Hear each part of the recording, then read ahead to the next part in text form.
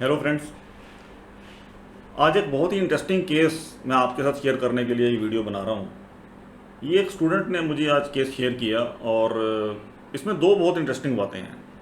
एक तो ये कि बर्थ टाइम जो है इसमें एग्जैक्ट अवेलेबल नहीं था।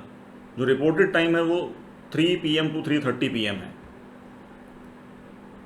तो एग्जैक्ट टाइम को लेके पिछले लाइव सेशन में भी किसी का क्वेश्चन था कि सर अगर टाइम एग्जैक्ट नहीं है तो क्या करें। तो वो भी पॉइंट अभी हम दोबारा इस केस के थ्रू एड्रेस करते हैं। और मेरा आंसर उस समय यही था कि हमारे पास पहली रिक्वायरमेंट है एग्जैक्ट टाइम होना होना चाहिए हमारे पास। बट अगर नहीं है, क्लाइंट ने तो वो टाइम बताया कि सर 3 से 3:30 का समय है, अब देख लो आप क्या बता सकते हो इसमें। तो उन चीज़ों को हम कैसे एड्रेस करेंगे एक बार हम बुक कवर करेंगे। और सेकंड पॉइंट जो मुझे इस केस के बारे में बताया गया कि many classicals failed in this case, that this native benefited nothing. He is in depression, has a pain in the whole body and suffers loss in almost every business activity and all the investments. And classical astrologers failed to suggest him any stone, any remedy, and he requested me to get issue resolved via Sattva. Now if you look at this chart with the help of Sattva principles, we immediately can see that where the issue is. That's the beauty of this system, and entire credit actually goes to Professor V.K. Chaudhary, who has developed this system for all of us to understand and follow. So सबसे पहले अगर हम time की बात करें, 3 से 3:30 का हमें रिपोर्टेड टाइम है। हम पहले एक बार 3 बजे का टाइम लेके चलते हैं और 3 बजे से हमारी MEP आती है 5 डिग्री। एक चीज़ सबसे पहले समझने की ज़रूरत है कि चाहे हम समय 3 बजे का लें चाहे 3:30 का लें, जो उससे समय से हमारी लगन की डिग्री पे ही तो फर्क पड़ेगा। बट जो प्लैनेटरी डिग्रीज हैं वो तो सेम रहने वाली हैं। अब यहाँ हम देख रहे हैं कि 6th लॉर्ड जुपिटर जो है वो 10th लॉर्ड मरकरी को और लगन के स्वामी चंद्रमा को अफ्लिक्ट कर रहा है। ये अफ्लिक्शन तो रहेगी अगर as long as the ascendant remains same, as long as Jupiter remains unfavourable planet for the ascendant, for the native. अब 3 बजे से हमने जब समय लिया तो हमारा MEP 5 डिग्री आ गया। अगर हम 3 बजे का समय लेते हैं, MEP 5 डिग्री आता है, तो हमारे राहु के तो MEP के नज़दीक होकर अफ्लिक्शन देते हैं। और राहु का इम्पैक्ट 10वें घर पे भी जाएगा 9th एस्पेक्ट से। What if we take the time as 3:30 PM, तुम्हारी लगन की डिग्री हो गई 11 और जुपिटर हो गया MEP के नज़दीक, जिसका कि नेगेटिव इम्पैक्ट 9th एस्पेक्ट से 10th पे जाएगा। तो 10th हाउस पे एनीवे राहु या जुपिटर का इम्पैक्ट तो आ रहा है। अब क्योंकि सही समय हमारे पास अवेलेबल नहीं है, we can't fix the MEP but we know the planetary position, लगन हमारा चेंज नहीं हो रहा, हम 3:15 का टाइम पकड़ते हैं और जो भी MEP आती है हम मान के चलते हैं कि राहु और जुपिटर दोनों का इम्पैक्ट वहाँ पे आ रहा है। केतु का इम्पैक्ट 8वें घर पे है वाइड है बट है, वाइड भी नहीं, खैर यहाँ तो 3 डिग्री की रेंज में ही है, 5 के अंदर आ गया।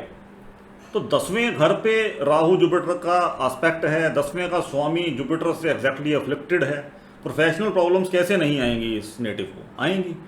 मोर ओवर 2nd हाउस में अफ्लिक्शन हो रही है, 2nd लॉर्ड सन इन सब का डिस्पोजिटर खुद 8वें में बैठा है, तो प्रोफेशनल प्रॉब्लम्स तो होंगी। 2nd house is also profession and wealth.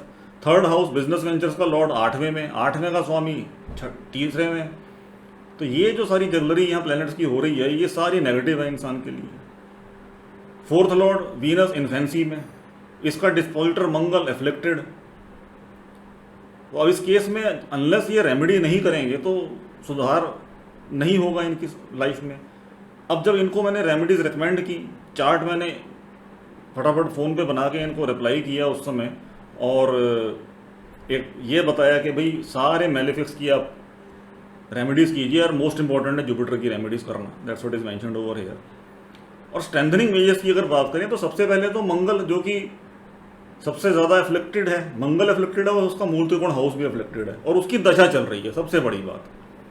तो उसको स्ट्रेंथन करना मोस्ट इंपॉर्टेंट है, तो मंगल को स्ट्रेंथन करें और मंगल का जो डिस्पोजिटर है सूर्य उसको स्ट्रेंथन करें। और साथ ही साथ बिजनेस वेंचर्स का जो लॉर्ड है मरकरी, कम्युनिकेशन का लॉर्ड, खुद ओल्ड एज में, कंबस्चन में, 8वें घर में, अफ्लिक्टेड हाउस में बैठा है, उसको स्ट्रेंथन करें। साथ ही साथ मून को भी स्ट्रेंथन करें। अब जिसने भी ये केस मुझे पोस्ट किया है, I will not reveal the name, but yes, ascendant Lord must also be strengthen. Almost all the benefits, इतना ही कर लिया तो वीनस को भी क्यों छोड़ना है, सारे बेनिफिट्स वीक हैं उन सबको स्ट्रेंथन कीजिए। It's so easy and simple to recommend with the help of systems approach astrology. तो ये छोटा सा पॉइंट जस्ट मैं डिस्कस करना चाह रहा था, आप लोगों से शेयर करना चाह रहा था, और आशा करता हूँ कि आप अपने कोर्स में अच्छी स्टडी कर रहे होंगे और with the help of systems approach principles, you can now see that how quickly you can analyze the horoscope. अब मंगल की दशा खत्म भी हो जाएगी, ऑलमोस्ट 60-70% निकल चुकी है, आगे राहु की दशा आ रही है, तो लाइफ तो चैलेंजिंग है. The point is what this person actually learns from all this things. अभी तो वो प्रॉब्लम में है, ट्रबल में है, फाइनेंशियल प्रॉब्लम है, सब कुछ है, तो उस समय तो ये ज्ञान की बातें काम नहीं आती हैं. But then actually at the end of the day that's what one should be focused on. But having said that, this person should be suggested to perform the remedies for all the malefics and strengthen all the benefics. As simple as that. Thank you very much.